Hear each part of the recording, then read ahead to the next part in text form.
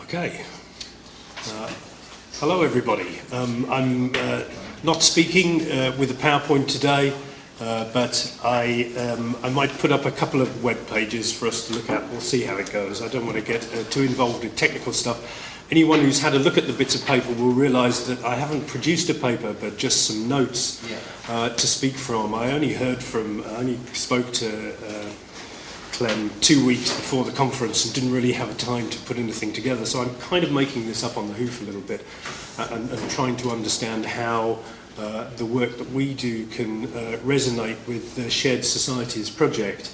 And I think when he invited me here, he felt that I might be slightly fazed by being surrounded by policy experts and technocrats, because in a way, where we operate is almost in a parallel universe that doesn't necessarily engage on a policy level in the same way, for reasons that we probably haven't got time to go into today. However, what I'm here to explain is how there is a very recognisable social movement out there that is beginning to use market interventions by, let's call it consumers, as a way of seeking some of the same goals that the Shared Societies project has.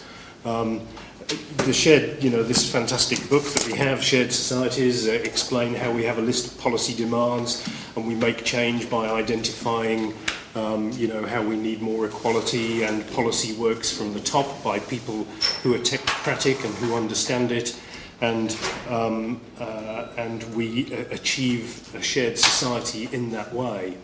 However, there have long been very complicated reasons why lots of that may not work as effectively as it might, and one of the key areas is around, let's call it international regulation. Although it's very easy for us to make equality happen, well, very easy. We can make equality happen within our own countries by electing a pro-equality government who then puts this stuff in place. However, if we're looking at it in a global sense, it's much harder to kind of choose these policy choices. And this is one of the key areas where consumer movements acting together have been able to do it. And I'm going to kind of jump around on the paper that I've got here a little bit. I'm just going to start by just introducing the two examples that I put there. One was the South Africa boycott campaign, and one was the fair trade movement. And this is partly because I want to ground it in things that you will recognise. And in a way, they're two sides of the same coin. What we had the fella from South Africa, Jan, described apartheid South Africa as the antithesis of a shared society, I think, yesterday. And indeed, civil society around the world spotted that as well. And there was a huge movement, a huge boycott movement of companies operating there, of financial institutions backing it. We're all part of a complex civil society movement that was part of the aggregate pressure for change that occurred there, and very famously so. But it's an interesting example because it gives the picture of the kind of alliances that these civil society organisations have to have impact. And they did have trade unions, and they did have church groups, and they did have political parties, and they did have consumer organisations, human rights groups, women's organisations, whole network of civil society organisations were part of creating sufficient market pressure in order for the effects to take place. And certainly there's been lots of study around South Africa boycott campaigns, and we know that it wasn't just polite argument. We know that the companies operating there had significant financial impacts from those campaigns, and that's why they left. Not because they accepted the arguments, it's because it was cheaper for them to leave and have a working business model elsewhere. So those are two. So that's one key example which everyone will be familiar with. Another one is the fair trade movement, and again, the idea that the fair trade movement is capable of doing some of the stuff that shared societies have. It is not new, and I was reading this book last night, and there's an example of a fair trade project in Swaziland in there. So we already know that the fair trade movement itself has got a good track record of looking at marginalised communities, going, how can we make stuff work for you? Let's create a market, especially around what you guys can do. However, the fair trade movement, particularly in Europe, has gone from identifying these small niche areas where they can have impact to a very, very significant market force now. We were doing some research into bananas in the last couple of months. We know fair trade bananas now take 36% of the UK market and 52% of the market in Switzerland. They're becoming the dominant product here. They're no longer a marginal product supporting little marginal communities. They're becoming the dominant way that commodities are being supplied, certainly into Europe at this time. And this is the point at which I hope I'm going to be clicking on the right one. This is the little table that I put up on the I don't know if you can see the figures on that, but I put up on the it's on the second page of the report. But this is a project that's looked at, if you like, consumer behaviours in markets, which include boycotts and boycotts, is what they call it. Boycott is a terrible word that they've chosen to use, like buying fair trade products, but it's buying good things positively, the opposite of a boycott.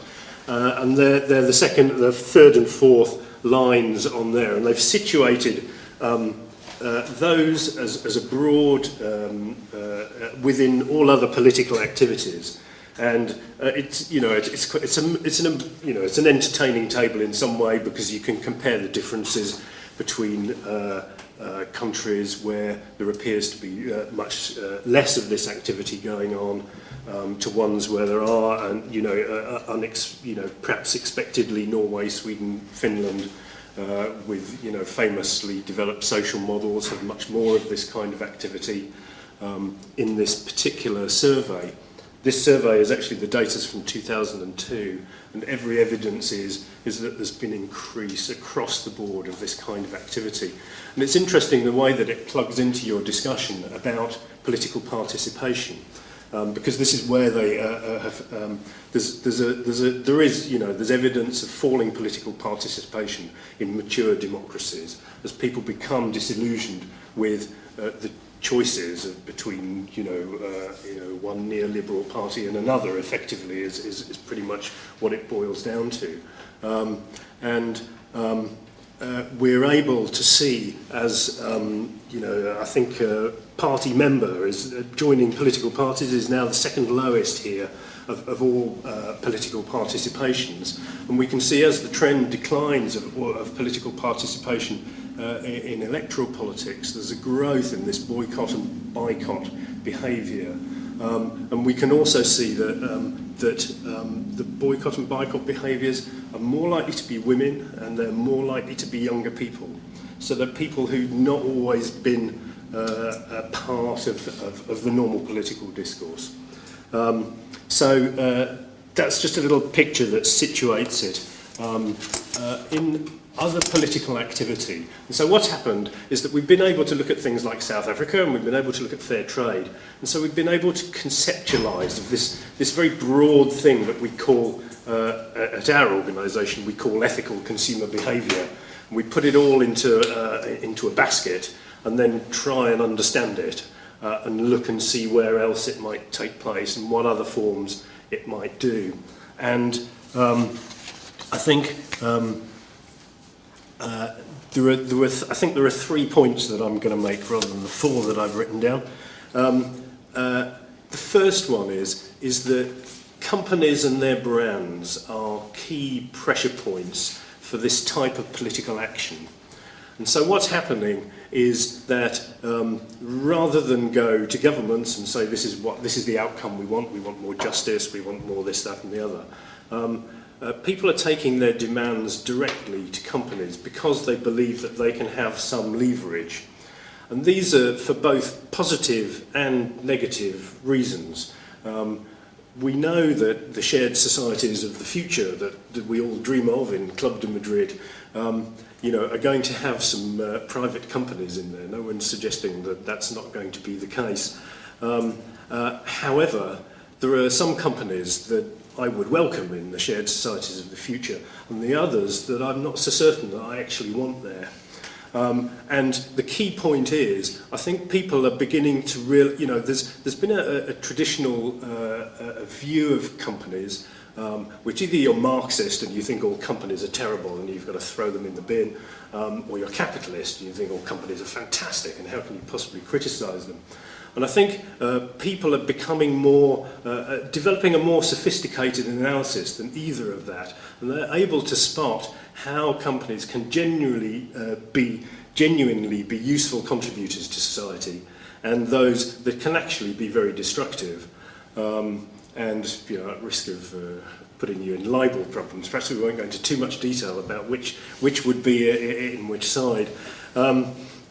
However, so the key element here is that we can make distinctions between more socially responsible and less socially responsible companies that are meaningful. And I think the key, in lots of markets that's not possible. In lots of markets that's very possible. For example, car manufacturers, there's 10 big companies worldwide. It's very hard for small ethical entrepreneurs to set up a car manufacturing company. However, in clothing, there are lots of people doing